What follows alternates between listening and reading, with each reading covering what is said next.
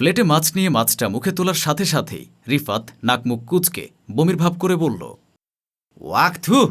মাছটা কি পচা আপু? এমন বিশ্রীগন্ধ কেন? মুখে তোলা যাচ্ছে না মাছটা। রিফাতের বড় বোন রুমকি ক্ষোভে দুঃখে ও লজ্জায় মাথা নুইয়ে নিরুত্তর ভঙ্গিতে দাঁড়িয়ে রইল। বহুদিন পর আজ রুমকির ছোট ভাই এসেছে রুমকির সাথে দেখা করতে, শখ করে খাওয়াবে। তখনই ঘটল এই ঘটনা। রুমকির শাশুড়ি তাহমিনা বেগম ড্রয়িং রুমের সোফা থেকে মুখ বাঁকিয়ে বললেন, আমরা তো ছোট লোক নই যে তোমাকে পচা মাছ খাওয়াবো। জীবনে কখনো এত বড় মাছ খাওনি তো, তাই এই মাছের স্বাদ বুঝতে পারছো না। কুকুরের পেটে কি আর ঘি হজম হয়? রুমকি আর চুপ থাকতে পারল না। চোখে পানি নিয়ে শক্ত গলায় শাশুড়িকে বলল, আমার ভাই ভুল কি বলেছে মা? আপনি তো সত্যি আজ আমাকে পচা মাছ রান্না করতে দিয়েছেন। 5 মাস আগের পুরনো পচা মাছগুলো আমাকে রান্না করতে দিয়েছেন। আমার ভাই তো আপনার বাড়িতে থাকতে আসেনি মা, তবু কেন আপনি এটা করলেন? তাহমিনা বেগম হকচকিয়ে উঠে আমতা আমতা গলায় বললেন, ভাইকে দেখে মুখে খুব বুলি ফুটেছে তাই না? বানিয়ে বানিয়ে মিথ্যা বলতেও মুখে বাচ্ছে না। আজ আসুক স্বপন, ছোট ভাইয়ের সামনে আমাকে হেনস্থা করার শাস্তি তুমি নিশ্চয়ই পাবে। তাহমিনা বেগম গটগুটিয়ে হেঁটে তার রুমে চলে গেলেন। রিফাত দীর্ঘশ্বাস ফেলে রুমকিকে বলল, এটাই তোর সুখ আপু? এভাবেই তো সুখে আছিস? কেন মিথ্যে সান্ত্বনা দিতে যাস আমাদের বলতো? ভাবছিস বাপ ভাই গরিব, তাই তোকে পালতে পারবে না? আমি আমার কথা চিন্তা করি না ভাই, আমি চিন্তা করি আমার পেটের বাচ্চাটার। আমাদের 2 পেট তোরা কিভাবে চালাবি বল? কষ্ট করে হলেও আমি এখানে পড়ে থাকতে চাই। তোরা আর কখনো আমাকে দেখতে আসিস না। যতবারই দেখতে আসবি ততবারই এভাবে অপমানিত হয়ে যাবি। আমি তোদের অপমান সহ্য করতে পারবো না। ইতোমধ্যে শোনা গেল তাহমিনা বেগম রুম থেকে বকবক করে বলছেন, ছোট লোক, ইতর কোথাকার! বড় বোনের শ্বশুরবাড়িতে কোন আক্কেলে 1 কেজি মিষ্টি নিয়ে এসেছে। অবশ্য দোষ তো আমার ছেলেরই। দেখে শুনে ছোট লোক বাড়িতে বিয়ে করেছে। এদের থেকে এর চেয়ে বেশি আর কি আশা করা যায়? লজ্জায় অপমানে রিফাতের মাথা নুইয়ে এলো। রিফাত তার বোনকে বলল, আপু তুই আমাদের সাথে চলে আয় প্লিজ। এই অশান্তির রাজপ্রাসাদে থাকার চেয়ে আমাদের শান্তির কুড়েঘর ভালো। এখানে থাকলে তুই মানসিক টর্চারে মারা যাবি আপু।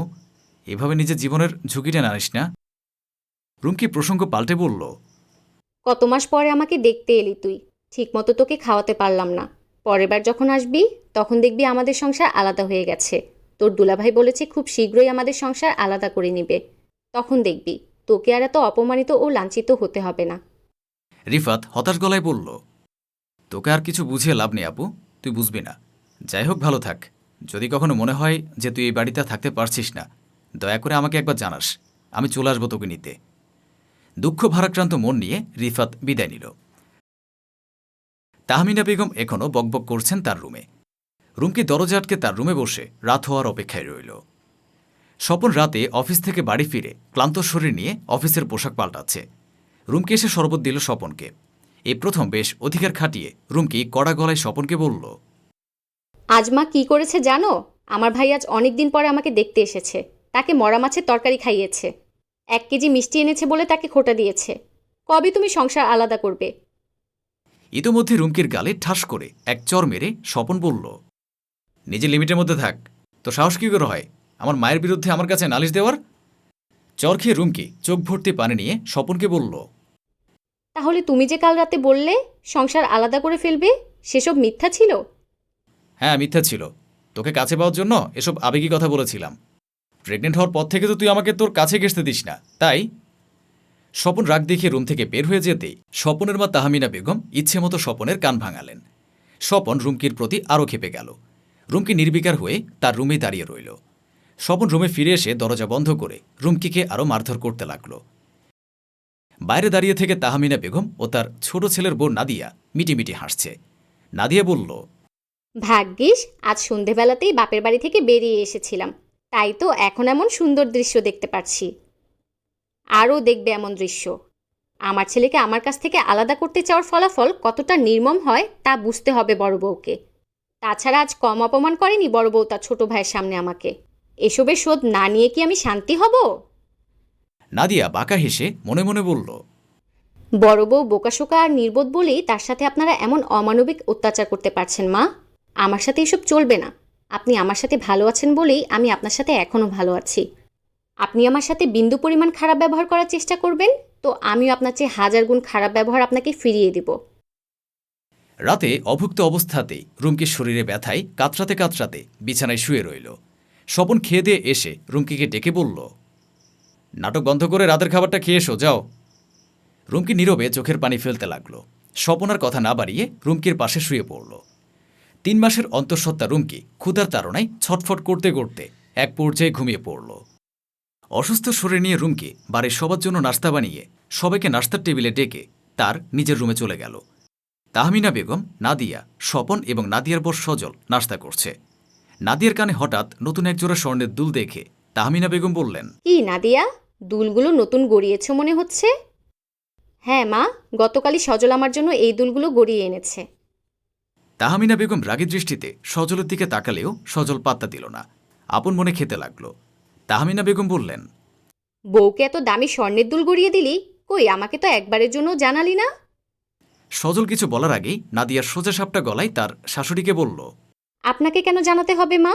হাজবেন্ড তার ওয়াইফকে কিছু দিলে আপনাকে কেন জানাতে হবে? তাছাড়া আপনি আমাকে বড় ভাবি ভেবে থাকলে ভুল করবেন। এর চেয়ে বেশি কিছু আপনাকে বলতে চাই না। সজলও তাল মিলিয়ে তার মাকে বলল, মা প্লিজ, এসব ছোটোখাটো বিষয় নিয়ে ঝগড়া করো না। দুলগুলো পছন্দ হয়েছিল, তাই নাদিয়ার জন্য গড়িয়ে এনেছিলাম। তাছাড়া তোমার তো এখন আর এসব দুল পরার বয়স নেই, তাই প্রসঙ্গটা না বাড়ালেই ভালো হবে। তাহমিনা বেগম খাবার ছেড়ে উঠে নিজের রুমে চলে গেলেন। স্বপন রেগে মেগে সজলকে বলল, খাবার পাতে কাজটা তুই কি ঠিক করেছিস সজল? মা তো রাগ করে না খেয়ে চলে গেল, এসব কথা তো পরেও বলা যেত। প্রসঙ্গ তো মা উঠিয়েছে ভাইয়া, আমি তো জাস্ট প্রশ্নের উত্তর দিয়েছিলাম। মাই কিন্তু কথাগুলো বাড়িয়েছে ভাইয়া। সব বিষয়ে মায়ের নাক গলানোর স্বভাব ঠিক নয়। স্বপনকে কিছু বলার সুযোগ না দিয়ে নাদিয়া খাবার টেবিল ছেড়ে উঠে গেল। রুমকি রুমের দরজা দিয়ে সব শুনে এবং দেখে ঠাট্টার হাসি হেসে বলল, ছোট ভাই এবং বউয়ের কাছ থেকে আপনি আজও কিছু শিখতে পারলেন না স্বপন। মায়ের কথা শুনে শুধু বউকে মারধর করাই শিখলেন, বউয়ের উপর অত্যাচার করাটাই শিখলেন।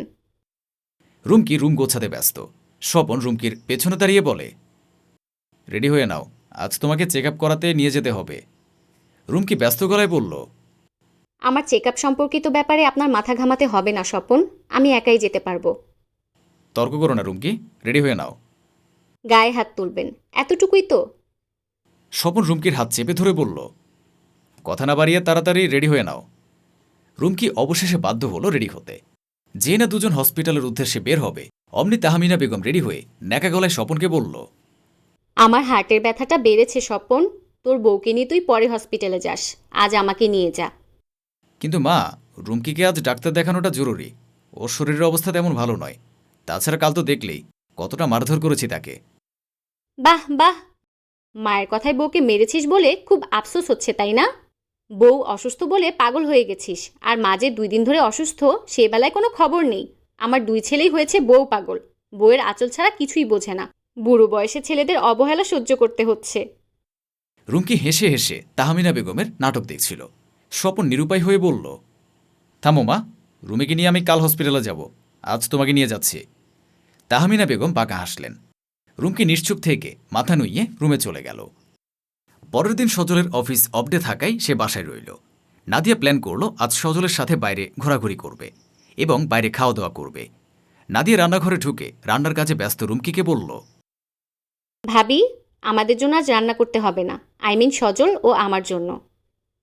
রুমকি কিছু বলার পূর্বেই তাহমিনা বেগম তার রুম থেকে বের হয়ে মুখ বাঁকিয়ে নাদিয়াকে বললেন, কেন, কোথাও যাবে নাকি তোমরা? নাদিয়া সংকোচে তাহমিনা বেগমের মুখোমুখি দাঁড়িয়ে বলল, হ্যাঁ মা, আজ আমরা বাইরে ঘুরবো এবং খাওয়া দাওয়া করব, বাড়ি ফিরতে ফিরতে রাত হবে। ইদানিং দেখছি তোমার ঘোরাঘুরির চাহিদা বেশি বেড়ে গেছে ছোট বউ, এখনো সময় আছে, নিজেকে সংযত করো। নিজেকে সংযত করব মানে? আমি আমার বরের সাথে অবৃত্তি একটু বেরও হতে পারবো না? এসব আপনি কোন ধরনের কথা বলছেন মা? মুখে মুখে তর্ক করো না নাদিয়া, বড় বউ তো কখনো আমার মুখে মুখে তেমন তর্ক করে না। সজলের আশকারায় তুমি বেশি বাড়াবাড়ি করছো। আমার ছোট ছেলেটা একদম মানুষ হলো না, সারাক্ষণ শুধু বইয়ের আঁচল ধরে থাকে। বিয়ের পর বইয়ের আঁচল ধরবে না তো কি মায়ের আঁচল ধরবে? আপনার বড় ছেলে তো হয়েছে কাপুরুষ, তাই তো আপনার কথা শুনে ভাবির গায়ে এখনও হাত তুলে। আর আপনি হলেন দজ্জাল শাশুড়ি। আপনার সাথে থাকলে আমার বড় 2 দিন পর বাধ্য হবে আমার গায়ে হাত তুলতে। খুব শীঘ্রই আমরা আপনার সংসার থেকে আলাদা হয়ে যাব। তাহমিনা বেগম তেরে এসে নাদিয়ার গালে থাপ্পড় মারতে গেলেই নাদিয়া তার শাশুড়ি মায়ের হাত মুচকে দিয়ে চোখ রাঙিয়ে বললেন, খবরদার মা, ভুলেও আমার গায়ে হাত তোলার মতো বোকামি আপনি করবেন না। এবার তো হাত ভেঙেছি, পরের বার আপনার পা ভেঙে দেব। তাহমিনা বেগম হাতের ব্যথায় চিৎকার করে সজলকে ডেকে বললেন, দেখ সজল, তোর বউ আমার হাতের কি অবস্থা করেছে, একবার দেখে যা বাপ। সজল রুম থেকে ছুটে এসে তার মায়ের অবস্থা দেখে নাদিয়ার দিকে তাকাতেই নাদিয়া কেঁদে কেটে সজলকে সব খুলে বলতেই সজল মাথা নুইয়ে বলল, সরি মা, এটা তোমার প্রাপ্য ছিল। মুখে মুখে কথা বলার সময় তুমি নাদিয়ার গায়ে হাত তুলতে এসে অন্যায় করেছ। আমার সত্যি এখানে কিছু বলার নেই। সজল ও নাদিয়া তাদের রুমে চলে গেল। তাহমিনা বেগম এবার চোখের পানি ফেলে রুমকির দিকে তাকালেন। রুমকি নির্বিকার। তার শাশুড়ি মায়ের চোখ থেকে চোখ সরিয়ে জোরপূর্বক হেসে বলল, যেমন কর্ম তেমন ফল মা। আমি যা করতে পারিনি তা আপনার ছোট বউ করে দেখালো। ছোট সত্যিই খুব লাকি সজলের মতো বর পেয়ে। স্বপন যদি কখনো আমাকে এভাবে বুঝতো। রাতে স্বপন বাড়ি ফিরে তাহমিনা বেগমের হাতের অবস্থা দেখে রেগেমেগে সজলকে ডেকে এনে বলল, তুই বাড়িতে থাকতে তোর বউ সাহস পাই কিভাবে আমার মায়ের গায়ে হাত তোলার? মায়ের দোষটা কখনো তোমার চোখে পড়েনি ভাইয়া, আর পড়বেও না। অতিরিক্ত মা ভক্ত পুরুষরা কখনো ভালো স্বামী হতে পারে না। তুমিও পারোনি ভাইয়া, আর পারবেও না। আমার বউকে তোমার বউয়ের মতো এত সহজ সরল ভেবো না। তুমি কবে একটু শুধরাবে বলো তো? কবে ভাবিকে বুঝবে? মায়ের কথা শুনে তুমি ভাবির গায়ে হাত তুলো, টর্চার করো। ভাবি কখন এসবের প্রতিবাদ করেনি, কিন্তু আমার বউ এমন নয়। সে প্রতিবাদ করে বলেই তোমাদের চোখে সে খারাপ। এর বেশি কিছু তোমাকে বলতে চায় না। তবে একদিন তুমি ঠিকই বুঝবে। তবে সেদিন হয়তো ভাবি পৃথিবীতে থাকবে না। মারতে মারতে তো তাকে মেরেই ফেলছ। স্বপনের টনক নড়ল। তাহমিনা বেগমের মিথ্যে কান্নাকে উপেক্ষা করে স্বপন রুমকির কাছে গেল। কয়েকদিন যাবৎ অনিয়মিত খাওয়া দাওয়ায় রুমকি খুব অসুস্থ হয়ে পড়েছে। বিছানায় শুয়ে থাকা রুমকির কাছে বসে স্বপন শুকনো গলায় বলল, কি হয়েছে রুমকি, তোমার শরীর খারাপ? রুমকি নিশ্চুপ। স্বপন আচমকা রুমকির পায়ে ধরে চোখে পানি নিয়ে বলল, আমাকে মাফ করে দাও রুমকি। আমি এত বছর ধরে তোমার সাথে যা করেছি অন্যায় করেছি। শেষবারের মতো আমায় একটা সুযোগ দাও। কথা দিচ্ছি আমি নিজেকে শুধরে নেব, ভালো স্বামী হয়ে দেখাবো। রুমকি চোখের পানি ছেড়ে আচমকা একটা স্বস্তির নিঃশ্বাস ফেলে চোখ দুটো বুঝে নিল। এভাবে অনেকক্ষণ কেটে যাওয়ার পর স্বপন রুমকিকে ধাক্কাতে লাগল। তবে রুমকি কোনো সারা শব্দ করছিল না। এক পর্যায়ে স্বপন টের পেল রুমকি আর বেঁচে নেই। স্বপন নিথর হয়ে গেল। তার এবং তার মায়ের পাপের সাজা বুঝি নির্দোষ রুমকি ও তার পেটের সন্তানটা এমন নির্মমভাবে পেল। নিয়তি এতই নিষ্ঠুর।